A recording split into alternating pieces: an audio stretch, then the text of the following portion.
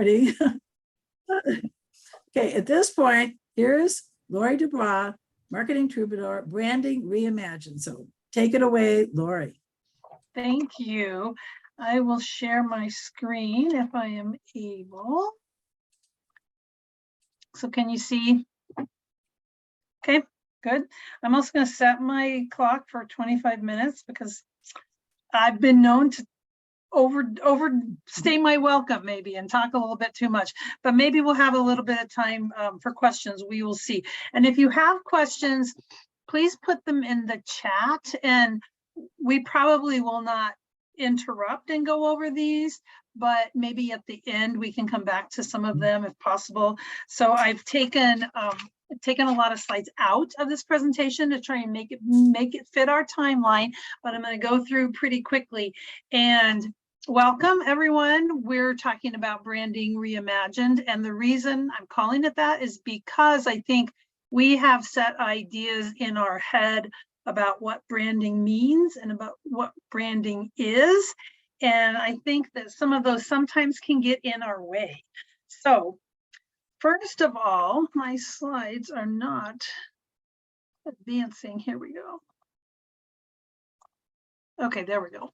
So who am I and why am I qualified to talk about this?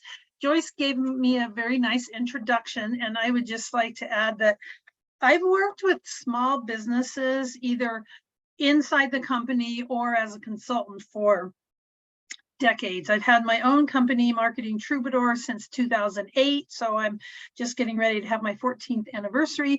But before that, even I worked in advertising, marketing, promotion of some sort since 1982. So that's a long time. So yes, I'm old, but I've seen a lot of things. And one of the things that I've seen, which I think can be a problem for all of us, including myself, is that when we start thinking about marketing, it's easy to just jump into something without thinking of the foundations that we need first. And so sometimes I call that random acts of marketing. Like seriously, you say, oh, I think I'll send a postcard, and you get one idea and you send one postcard, and then you wonder why things don't work, or you start marketing with no direction. You're just kind of on social media and doing a lot of things, and you haven't gone back to really set the stage. And that's what branding does. So I do a lot of teaching branding to what I call DIY entrepreneurs. A lot of content development and a lot of email marketing. So when Sam mentioned earlier too about the SEO, getting in a position to work, on something. I found this golf, specifically golf sport, everybody, versus someone is not unmuted. Sport. Oh, an extra everyone? Large. Is there any others? Excuse me, somebody is not muted. Please mute. I am. Oh, I'm sorry. I'm sorry. I'll just mute everybody. You mute everyone? Yep. Okay. Yeah. Yeah. And so, Lori, you will have to. I will have to unmute. You'll have to unmute. Yes. Okay. Yeah. I just got muted again. Okay. Yeah. Sorry for that little glitch. Go ahead. No, that's fine. That's fine. But Sam was mentioning earlier with SEO work, there's a lot of work you need to do up front before you really do the thing. And if you do the upfront work, the thing becomes a lot easier to do. So when you talk about branding, oops, and I did not start my timer, but when you talk about branding, what are some of the words that come to your mind? And these are a lot of the words that I see people thinking or saying when I ask them what they think a brand means. Anything from they think it is marketing, and I think branding and marketing are two different things, which I'll explain. Logo is one of the biggest. If they say you need a brand, a lot of times people just think, oh, I need a logo. Name, reputation, ownership. If you see this picture right here of a brand, when we think of like branding things, like branding cattle, literally, that's what it meant, was ownership, right? It's like, these are his cows, these are my cows, and we know because of the brand we put on them. Promise, a brand promise is also a big thing. And one of the other words people use a lot of times to explain what a brand is identity. Now, I'm not saying any of these words are incorrect. I will say that each of them is a piece and a part of branding, but it's not the whole thing. And so that's why I think I look at it a little bit differently. That's why I call it branding reimagined. So I would like for you to think of your brand as your story, and not just words like, you know, we're reading a book like it shows here, but this whole story. So if I meet somebody and I say, you really need to meet Joyce, they might say, well, tell me about her. What's her story? You know, I don't say she was born on this day in this town. You know, that's not the factual data that they're looking for. They're looking for, like, who is Joyce? What does Joyce stand for? What does she believe in? Why do you want me to meet her? Those kind of things. So I look at your brand as being the story. And then once you have the story, marketing is telling the story. And that's why those two things are different. Because look at, if you have one without the other, here's what that looks like.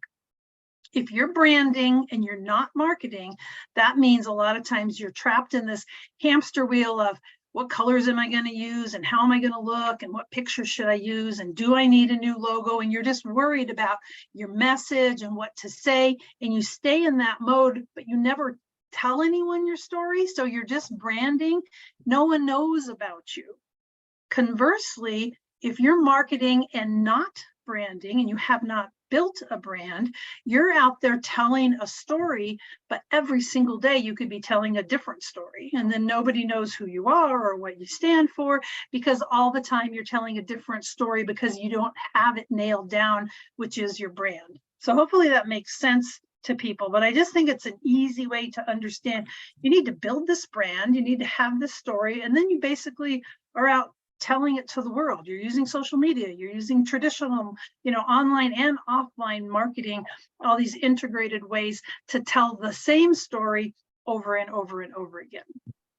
So because of this dilemma, several years ago, a friend of mine and I created this branding pie. We call it the branding pie. So I'm going to quickly go through the 5 pieces of what I believe are essential in building a brand.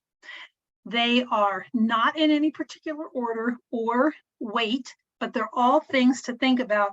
And so because this isn't a super long presentation, I will talk about like why it should belong in your brand and give you, you know, like just one example so that hopefully you can see that there's value in building a complete brand.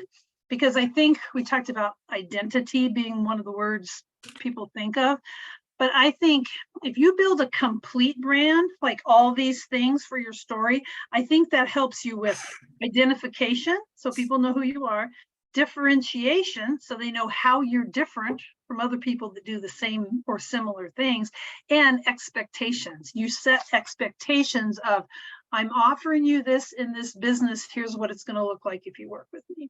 So let's dig into the first one. And the first piece of the branding pie is core values. That's pretty self-explanatory. It's the things that you value.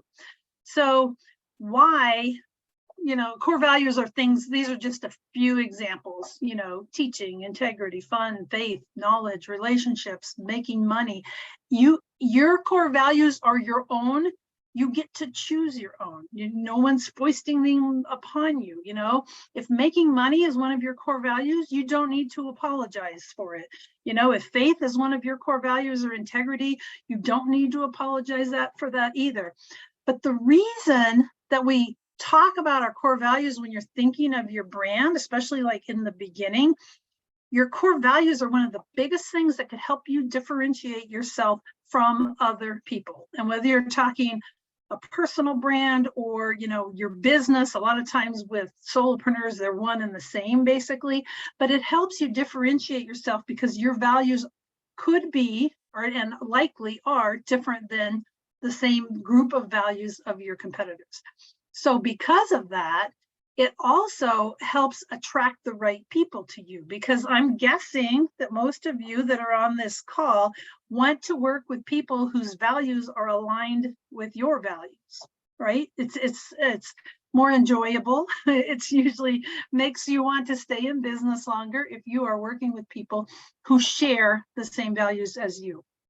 And lastly, it also helps you serve as a barometer for making decisions. So if you have your core values in your brand and they don't have to be public, but they could be public, like on your website, but you know what they are. If something new comes up in your business, then you need to make a decision like, should I do this trade show or should I introduce a new product or service? You can always go back to your core values and say, is that new thing aligned with my core values? And if it is not, it's probably a no. And if it is aligned, then you can explore it further. Now, I won't spend time on this except for to say, if you're familiar with Simon Sinek, you've probably heard how he talks about how your why is so important. If you're not familiar with him, he wrote a book that's called Start With Why. He also has one of the most watched TED Talks. So you can go to TED.com, TED.com, and you will find his TED Talk, which is really amazing. But essentially, this is a quote from him. Any person or organization can explain what they do. Some can explain how they are different or better, but very few can clearly articulate why. And he says, people do not buy what you do, they buy why you do it. So knowing your why goes along with core values. So the next piece of the branding pie after core values is your products or services and who you're selling them to. So we've got what you value, and now we have what you sell and to whom.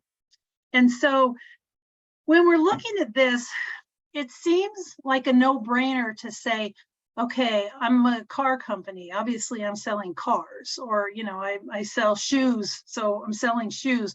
What's the big deal? Why is that part of my brand consideration? So look at these three examples. We have Apple versus Dell. They both sell computers, right? We have Starbucks versus McDonald's. They both sell coffee. We've got Smart Water versus Brita water filters. They both sell healthy water. Now, I think you would agree, if you're familiar with, and you probably are, all of these brands, they essentially sell the same commodity, but their brands are very different from each other. McDonald's and Starbucks, their brands are not even in the same neighborhood. They're very different in who they're reaching. So that's why it's important to look at what it is you're selling and to whom, and consider it in your brand, because your brand is not just about you, it is your story, but it takes into consideration your customers. And that's why who you're selling to is part of this piece of the brand. So your ideal customer avatar, otherwise known as ICA or ideal client profile or persona, target market, there's lots of different names, but all of them are talking about who it is you want to work with. And then the reason we put that in our branding is because when you're doing any kind of marketing, you need to understand who your ideal client is. If you're talking to someone that's going to build a website for you, they're going to ask you, who are your clients? If someone's doing your social media management for you, they're going to ask you, who are your clients? So you really need to understand who your clients are. But I believe if you wait until you're doing the marketing, you've kind of missed out on a lot of opportunity to make your brand really directed to who those people are. And I think it's better to think about who you're serving and who you're selling to when you're building your brand, so you can incorporate them into your brand, because then, as I say, your marketing is going to drive everything you do, who the right people are. So there's a lot of stuff around ideal client profile that we could go into, but we're going to leave it at that for right now. And we're going to go on to the next one. And that is your words or message, otherwise what you say. So now you're building this brand and you have what you value, what you sell, and to whom. And now we have what you say. Now, I know I don't have to convince anybody that what you say is important, but I think sometimes if you just look at this slide and you see the reminder, there's so many instances where people bump into what we say, whether it's listening to a recording on a voicemail, whether it's, like this says, name of business. What you name your business matters. It says a lot about you. If you have a tagline or if you have a slogan, and you don't have to have one, but if you do, there's another opportunity. Your mission statement, your 30-second commercial or elevator speech, as some people call it, your voice message, your email signature, anything you have that's marketing collateral, websites, brochures, the words and the messaging in those things, those are all part of your message. So you can see that it can be very, I was going to say pervasive, which sounds like a more like a negative word, but it's everywhere. It's ubiquitous. Your message is everywhere. So paying attention to what you say and how you say it is really important, because what you're saying is essentially a brand promise. You're telling people, here's what you can expect when you do business with me, or when you know me, or when you interact with me. Here's what you can expect. This is what it's going to be like. And remember this, because this is going to come back around.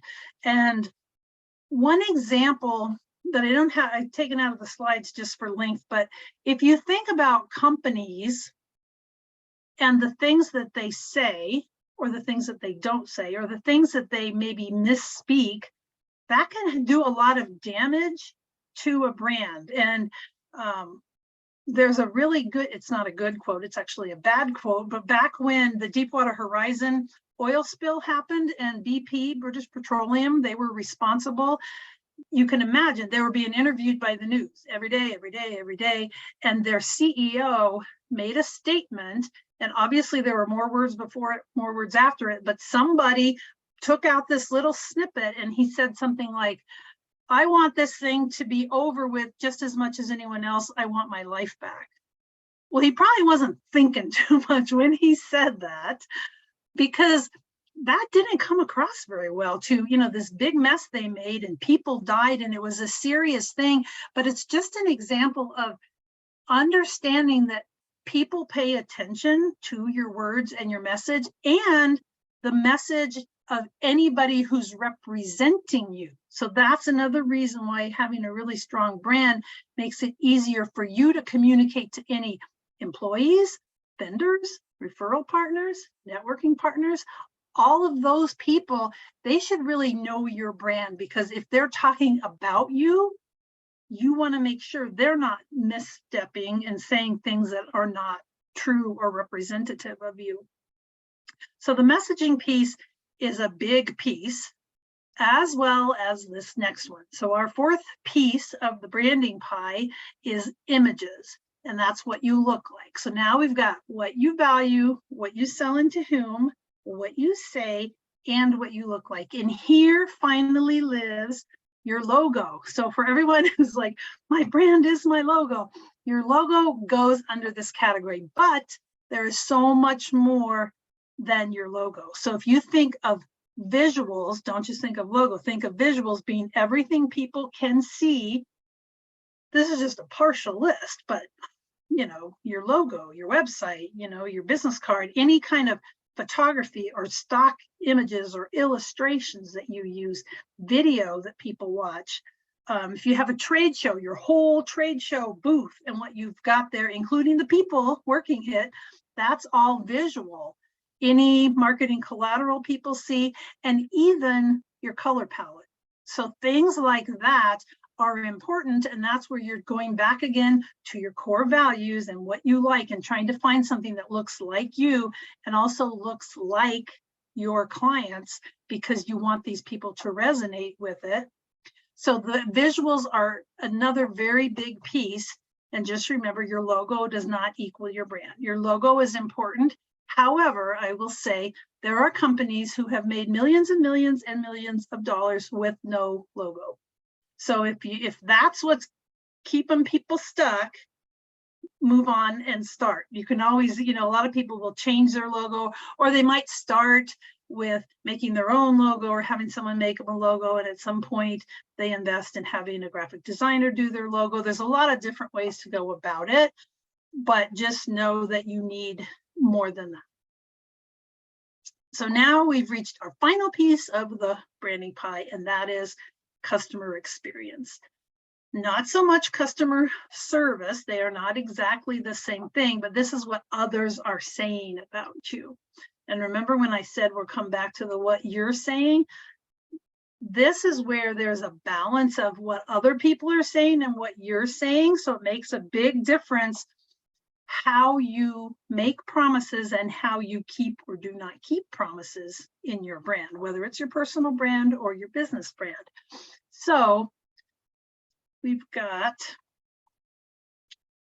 the reason that it's similar to customer service, but not the same, is because a lot of times in a business, customer service falls under a different functional area, and you may have different people working on it, and they don't think that it's part of marketing, so to speak. But think of just, and speaking in the lens of social media, because that's what this is about, think of the reviews and the comments and the influence that people have over social media on a company. It's huge. It can go negative, it can go positive. I mean, that's one of the cool things I think about social media, is the good word can spread just as quickly as the bad word, because we all know the bad word spreads very quickly, right?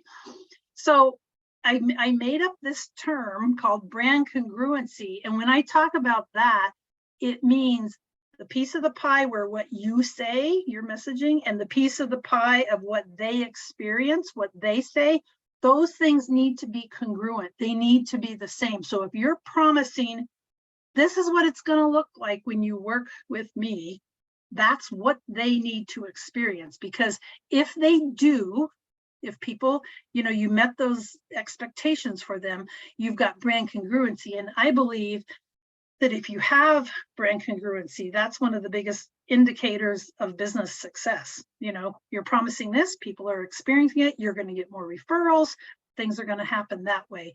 If there's a disconnect, that's where it starts to be where other people start controlling your brand. So you think you own your brand, and in theory, you might legally own your name and your logo and your brand. However, I think we all can picture this, because we can think of companies either that we've been dissatisfied with or that we've heard of. The pendulum can swing, and all of a sudden there's a tipping point sometimes. And when that tipping point happens, all of a sudden you don't even control your own brand anymore. You have no idea, things are happening. It's like a snowball rolling downhill, right? Good or bad, oftentimes bad, where all of a sudden the general public is basically controlling things about a brand, whether it's a company, whether it's a person, a famous person. And then that's when we start seeing companies react and make changes to their customer service or their customer experience, because they realized, don't underestimate this, because these people can make a great big difference in your business. So those are the pieces of the brand. We've got what you value, what you sell, and to whom, what you're saying, what you look like, and what other people are saying. So then the question is, do we have to have all of these? Like, can I just start with a logo, please? Do I have to go through all of this stuff? The reason I encourage people to actually ask all these questions and look at all 5 of these areas are because once you've built this brand, you're going to start marketing, right? So you're going to be out there telling people all about yourself and your business and how great it is. And if you haven't done the work to do this, there's certain mistakes you could make. Like you might choose the wrong social platform to even be on. You might not realize that you're coming across differently than you're wanting to come across to people. You might miscommunicate your value. You might be sending mixed messages in different areas. So I think there's really solid reasons that you take, and whether this is you sitting in a quiet room for 2 hours and asking yourself questions about all these things, or whether you're hiring someone to build your brand for you, that's why I think that it's essential, and you will be so much better prepared to do your marketing if you do this. So we're almost done here. And so speaking just about social media, I have this little chart. This is definitely not everything, but here's a few do's and don'ts, because when people talk about branding on social media, or sometimes you'll hear people say, make sure you stay on brand, and you might not know what that really means. This will kind of explain it. So I'll read through these rather quickly, or maybe not all of them, but do be consistent. So, and don't get crazy and recreate the wheel. Now, I will admit I'm one who loves to recreate the wheel. Do you want to do a presentation, Lori? Sure, let me start from scratch. I already have 3 more about the same topic, but I want to start from scratch. That's not necessarily beneficial for you, because every time you look different, people might not recognize you or tie that back to you. So especially when we're talking about staying on brand, your images, your words, your messaging, your language, everything that you do, be consistent with it across all social media. If people see you posting things on LinkedIn and then they go to your website, they shouldn't be like, wow, this looks like 2 different people. Be consistent with your scheduling. Don't, do 10 things in 1 week and then disappear for 3 months. It just starts setting up this thing of, we're doing social media, or I would say we should be doing social media to expose our visibility and build relationships. And that takes repetitiveness and it takes consistency. So when you're posting things on social media too, another branding do and don't is share useful information, like actually give value to people. Because by you posting on social media, particularly if you're doing organic posting, meaning you're not doing paid traffic and you're just posting, right? You want to give people value, because that's also helping build that know, like, trust factor. Because if all you do is sell on social media, you're missing that chance of building relationship. And I know not everybody believes this the same as I do, but I feel like when you provide value, you've actually earned the right to sell. So share original content. I call it creating versus curating. If you're sharing other people's content, that's absolutely okay, but try and have some original content of your own. Some people aren't comfortable. My recommendation would be 75 to 80% original content, and then the rest sharing other people's content. If you are yourself, or you're seeing other people that you don't have any original content, and by that I just mean things you make up yourself. If all you're doing is sharing other people's, what is the point of even being on social media? It's important to share, but if you share other people's, I would encourage you to add a commentary on it. And Joyce is really good about this, adding a commentary about it that all goes along with your brand and why you're posting it. That, I think, can make a big difference. It's okay to share your core values. It's okay to be a little bit polarizing. That helps people decide if you're for them and if they're for you, right? If you're too generic, people can't resonate with you because there's nothing to resonate with. If you're a little bit polarizing on certain things, I'm not saying you have to go talk about money and politics and things that might make you uncomfortable. I'm just saying sometimes if you can let the reader self-identify and like disqualify or qualify themselves, you save a lot of time. Sharing stories from other people, which is called social proof, is a really good thing to do that helps your brand. And sharing your own stories also is a great thing to do. So I know that was fairly quick, but I would just end up by saying, hopefully there was something in this that made you think a little bit differently about your brand. And maybe by separating it into those pieces, you could say, gosh, I think that I need to focus on this one area more than others. So I would say, is social media, because that's why we're here too, talking about social media, is the social media that you're doing, is it matching your brand? Is it aligned with your brand? And is it complementing the other things you do in marketing? And hopefully you could leave with at least one thing that stop sharing, that you could work on. So that's all I've got. Hopefully that was helpful. I know it was pretty quick, but hopefully really good. Yeah, and this is good timing. We've got, a good 10 minutes or so before we, wrap up with any networking or, upcoming events. So, the one thing when you asked at the end, I was going to relook at my mission statement, which is something along the lines of helping people, especially business owners and job seekers 55 and up, to be more effective and, I want to say, confident, like productive. That's it, effective and productive.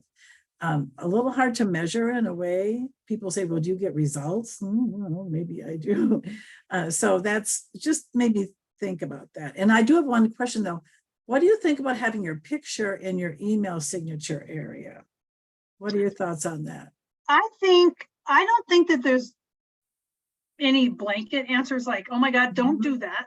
Don't do like that. On my card, I have my picture. On my business card, I have my picture. Yeah. But I don't and have I it think on my having your email. picture Yeah. is great, especially if you think it goes back to your brand and your values. And if you're working one-on-one with people, sometimes I think that's a great idea because they get a little bit more comfort level of who they're going to be meeting. If they're meeting you in person, it really is helpful to literally know what somebody looks like, right? When you're going to meet them in like a Starbucks or something like that. I think also it just gives a personal feel, and I'm all about humanizing business, right? And trying to make it be more about the people. So I think generally speaking, I'd say I think it's a good move. I wouldn't say I don't have my picture, my email signature. I don't feel like I'm necessarily missing out by not having it, but I think it's a personal decision and goes with your values. If your values is one of your values is relationship building, yeah, it would probably be a great thing. Okay, are there other questions, commentary from people here? What do you think about having a little image of my book in my email signature? I think that's great. Especially, think of it this way: it's just anything that you want people to know about you or notice. Because the mistake most of us make is throwing up too much, right? So in any given time, if you're only focusing on one thing, I think that's good. Obviously, in things like email signatures, you're supposed to put all of your contact information. But I think if you've got a calendar link or a book that you're focusing on like that, if that's your main thing, I would put it everywhere because that's a big, I'm guessing, part of your brand, right? Right. Yeah. And it lets people know, I mean, seems like a duh thing, but it literally lets people know you wrote a book without, because a lot of times people will glance at a picture, not necessarily read the words, so it might say best-selling author, blah, blah, blah. But if they see the book, some people that are more visual, especially, make that connection. Does anyone else have any other questions? I was looking at the comments. Reviewing, and David said he's asking people to review their experience. I think that's great. And a lot of times people they either just forget. And if you just forget to ask people, I think there's something behind it. It's more like you're kind of afraid to ask them because what if it was a bad experience?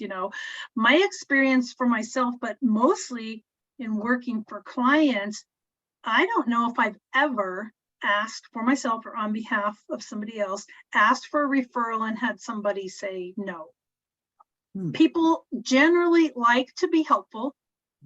A lot of people will even say, oh yeah, sure, you write it. Or what do you want me to say? Those kind of things. But I think it also, in addition to giving you marketing content, what you're doing is you're checking for that brand congruency again, right? Like if you start getting reviews, and even if they're positive, but they say something that you're thinking, oh, that's not what I thought people would have noticed, you might want to change some of your own messaging. The other thing I would suggest with LinkedIn, my wheelhouse, of course, is when you have a LinkedIn recommendation that can run 3 or 4 sentences, maybe longer, take a snippet of it, just 1 or 2 sentences at the most, and then put that up in your about section. I would suggest toward the bottom of the about section. I learned that from a gentleman out of Milwaukee who's written books about LinkedIn consultant. So if you put that there, people are going to see the about more likely than see the recommendations, which are quite a ways down into your profile. It's great social proof. And the other place you can put a snippet like that is in your position description. So for example, with Jennifer, I've worked with Jennifer as a client. She has position description just for her book. So there she could even take like reviews she's had through Amazon or other places, is separately from that, because that's public information.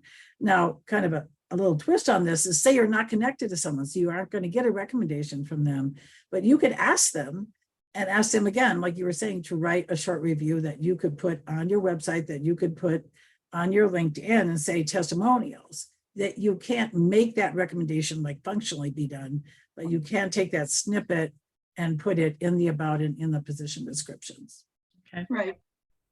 If you get testimonials too, particularly if they're things that you want to focus on, like if you're focused on not so much maybe what you did for somebody, but like how it was to work with you, that experience or a particular thing.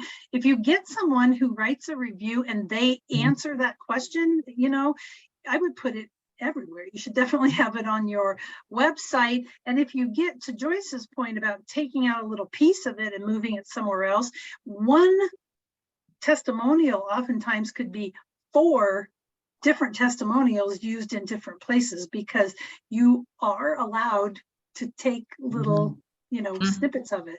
And Laura's right. Even doctors' offices ask for reviews. Everybody asks for reviews.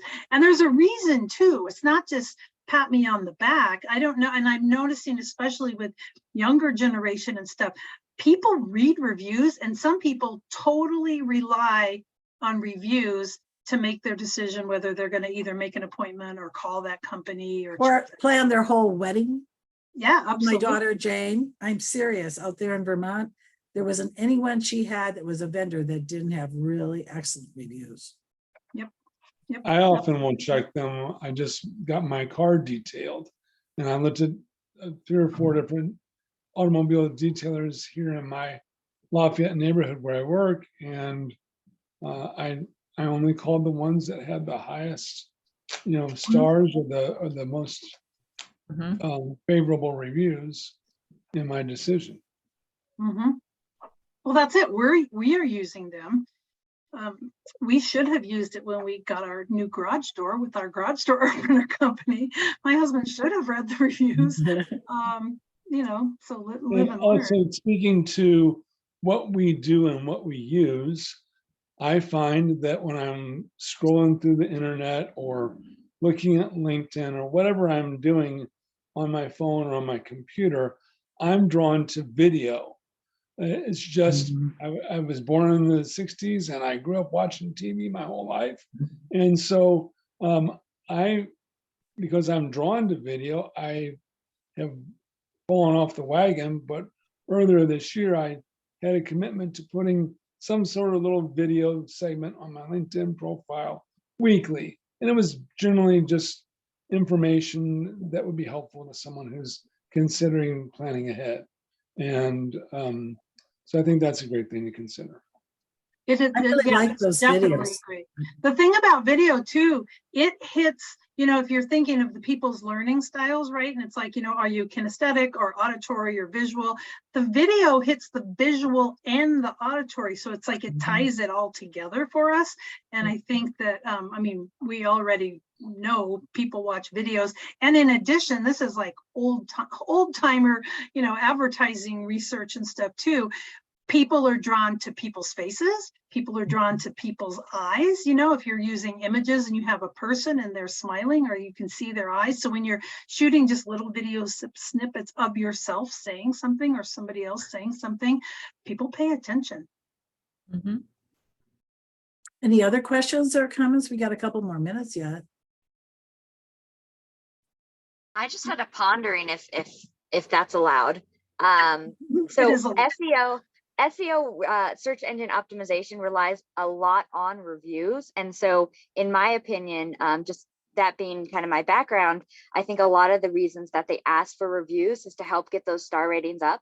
But one of the things that I've started to see come out in research is that younger generations are looking at reviews, yes, but they're also looking at 2, 3, and 4-star reviews the most, because that usually has the most critical feedback on how they can improve.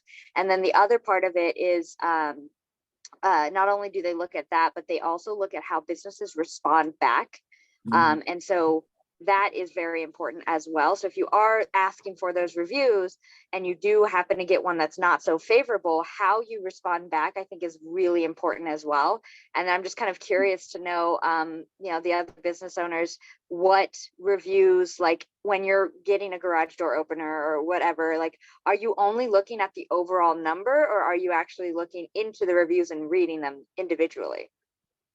No, That's- I'm reading the individual reviews. Like you said, I'm looking at the negative ones as well as the positive ones and comparing the ratio of how many good to bad, because you're always going to have somebody who's going to be PO'd no matter what you do.